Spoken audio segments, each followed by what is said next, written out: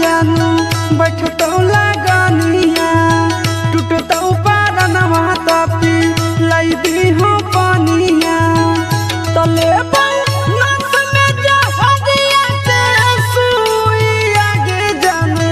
देखी हो तो धुइया लहर पानी भरई तो कुइया में जानू देखी हो तो धुइया लहर पानी भरई तो कुइया में जानू देखी हो तो धुइया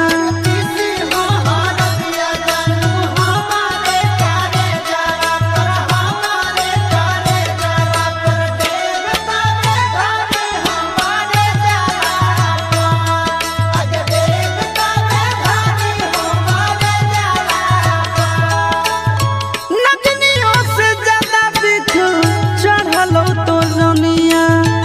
लहर ना उतरो हाडी गेलो झगुनिया लहर ना उतरो हाडी गेलो झगुनिया नगनियों से ज्यादा दिख चढ़ल तो जनिया लहर ना उतरो हाडी गेलो झगुनिया कि मोरा धरल रहबो हम भुइया में जानू देखी हो तो धुइया लहर पानी भरई तो कुइया में जानू